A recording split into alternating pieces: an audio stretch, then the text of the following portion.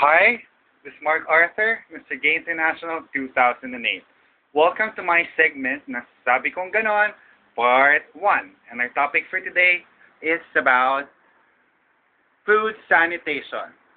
Let me give you a little background how to practice proper food handling and food sanitation. So, let me first mix everything.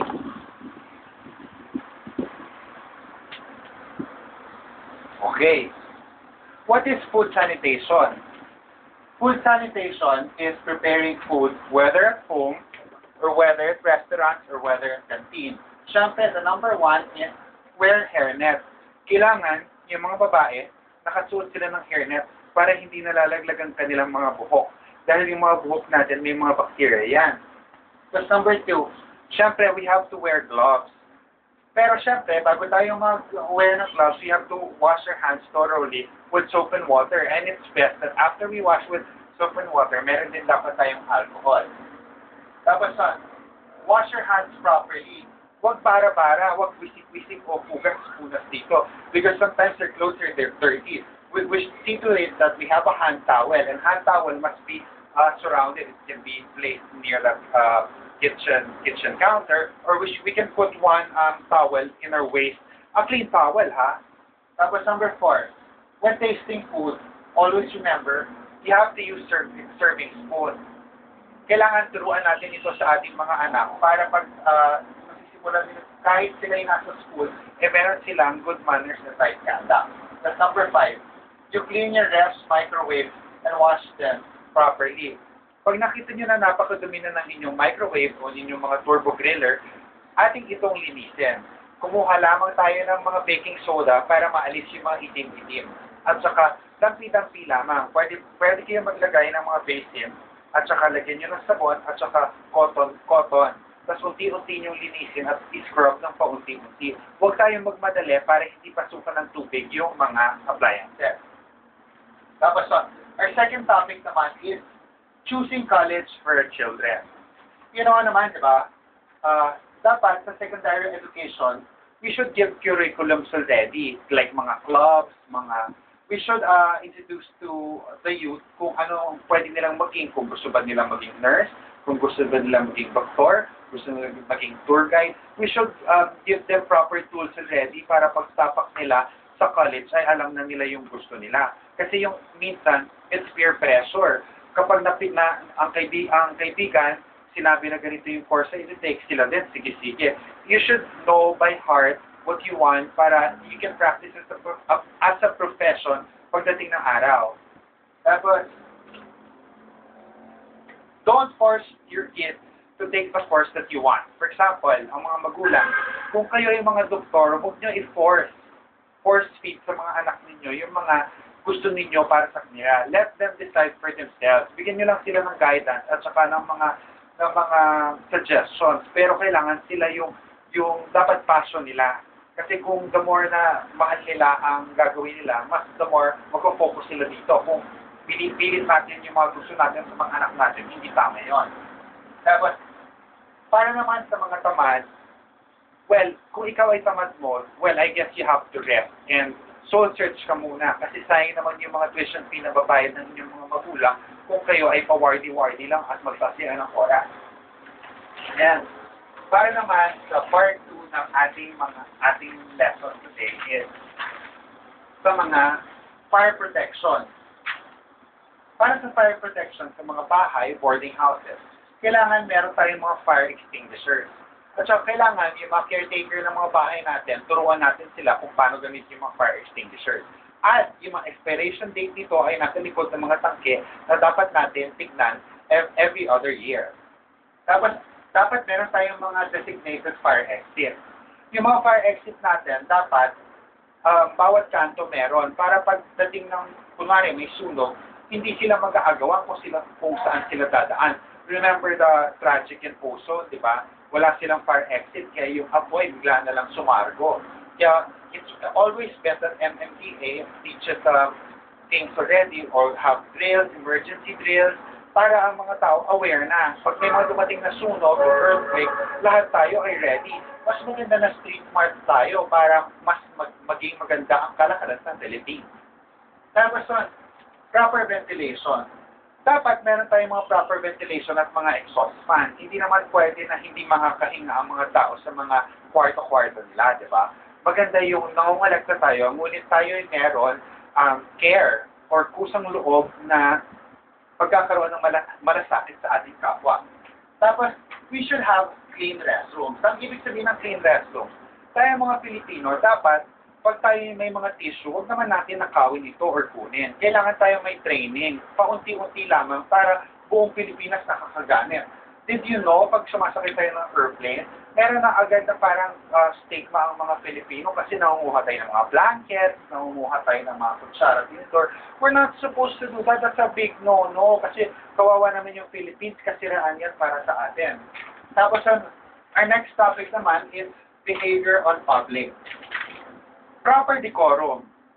Ang ibig sabihin ng proper decorum, dapat tayo ay meron good manners and right conduct. Hindi ka basta-basta pwede mag-skandalo o makipag-away. Always keep your cool.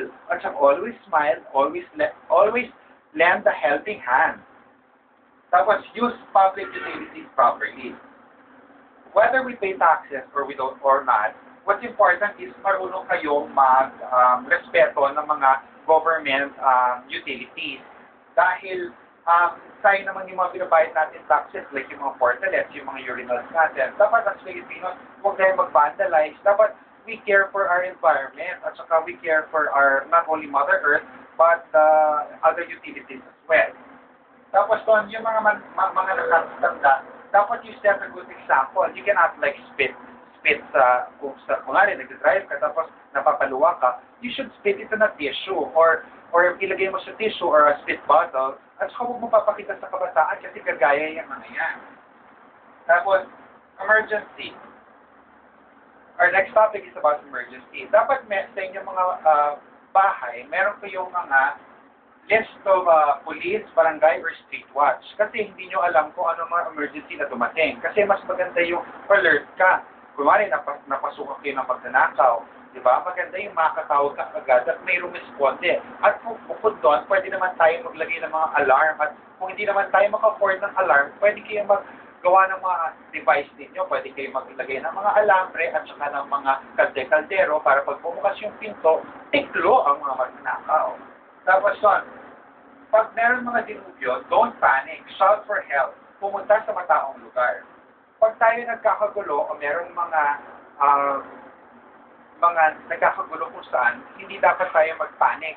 Dapat tayo yung street smart at saka we use our head, huwag puro bibig. Kasi pag nataranta ka na, puro impulse act ka na, hindi mo na alam yung gagawin mo. Kaya punta ka dito, punta ka doon. Kaya tingnan mo, pag stampede, di ba? Remember yung sa si Willie nasa tupa, nagkaroon ng stampede somewhere, tapos ang daming mga Pilipino nasaktan.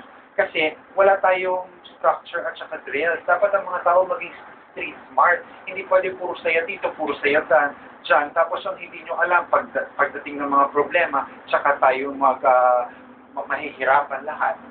Tapos kunwari, nasa isa kayong lugar na nananakawan kayo or may nakita kayong tao na ninanakawan tapos meron silang panaksak, never kang tumulong by going there kasi baka ikaw ang masaksak. Kailangan kumuha kayo ng tulong. Sumigaw kayo o tumakbo kayo sa mga may ilaw na lugar. Tapos ano ang mga 6 P? Ang 6 P's ay ang ating body, beauty, brain, breathing, reading, at blessing. Yung ating body, pangatawan. Dapat maging healthy tayo. Dapat tayo mag-exercise at turuan ng ating mga anak kumain ng mga tamang pagkain. Tapos beauty. Ibig sabihin ng beauty ay hindi lamang maganda na panglabas. Dapat pati pang loob natin. Physically, mentally, socially, mentally, it's always nice to be beautiful. Kasi maganda yung malinis yung ngipin mo, mabait kang tao, sama-sama na yan. Para ang pagiging beautiful is not only facial, pati yung ugali natin kailangan beautiful. Kailangan turo natin sa mga anak natin yan. Tapos ang brain naman natin, kailangan ilagay ito ng God dito, tapos ang puso dito, tapos ang pangatlong play dito, para maging responsible tayong tao. Everything is stages of life. I myself also safely indulged in the past. Pero, ang importante, not only you practice safe sex, you teach that to your peers and friends para bukod sa HIV ay bumaba. At saka pala ang mga youth ngayon, speaking about the RH bill ha, dapat huwag kayo mag-indulge, tapusin niyo muna ang inyong mga pag-aaral kasi kawawa naman ang ating mga magulang. Kahit sila nung kahit para sa pera, tapos tayo hindi natin pahalagahan yan. Kailangan natin bigyan ng magandang pagpapahalaga. Tapos ang ating breathing. Breathing, paghinga, isa itong blessing sa God. Every time that we wake up in the morning, dapat na tayo magpasalamat sa God na buhay tayo. Kasi yung ibang tao, hindi na sila nahigising. So you're supposed to be thankful for your breathing. Kahit na minsan kulang-kulang tayo sa buhay with regards to money, with regards to material things, we should be thankful na lang dahil buhay tayo at saka maayos ang ating kalusugan. Because ika nga nila, health is wealth. Tapos breathing. Ang ibig sabihin ng breathing ay hindi yung breathe ng aso ha. Ang ibig sabihin ng breathing ay yung upbringing natin. We should teach our children to have proper breathing. Para naman, sa Tagalog, parang pinag-aralan. Kasi hindi naman pwede na maging bastos tayo. Like for example, ang paggamit ng pong at opo, at saka pag may nakikita kayo ng matanda sa simbahan, walang upuan, i-offer niyo na yung upuan ninyo.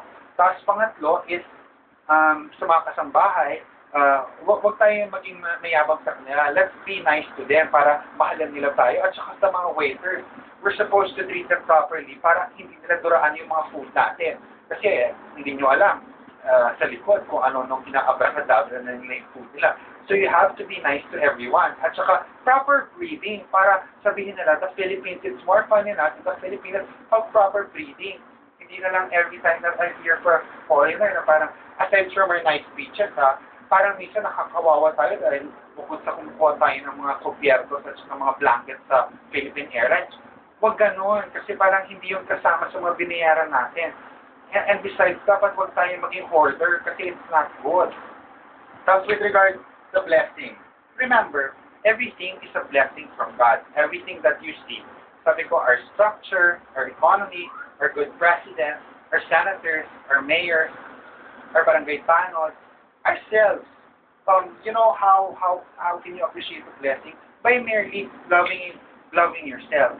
When you start loving yourself, you'll be able to love everyone. Hindi ko sinabi na magpakamartir ka or magpakasanto ka. Siguro, ilagay mo sa lugar. Kasi parang with me myself, parang now I'm teaching safety and awareness, proper grooming, tapos styling, at saka yung proper decorum to people. I'm happy kasi parang nagkakaroon ako ng structure. Before na parang single ako, everything is easy. But now I'm still single, pero I'm looking forward to have a family na. Kaya parang pinag-aaralan ko itong mga bagay-bagay na to, para pag nagkaroon ako ng anak, ay aking matuturo ang kabutihang asal, ang paggamit ng puwan, ang opo, at saka ang pagiging mabuting citizen. We should follow rules in the government, lalo na yung mga motorist natin. Everywhere you go, kailangan natin magkaroon ng disiplina kahit saan. Hindi tayo pwede puro salita ng salita, tapos wala naman tayong nagagawa. In your own little ways, you can do something or you can help somebody. So sabi kong ganon, by Mark Arthur D. Magila, happy merienda to everyone, and parts 3 and 4 will be in a bit. Okay? So here na lang tayo. And this is your tour guide for safety and awareness. Sabi kong ganon!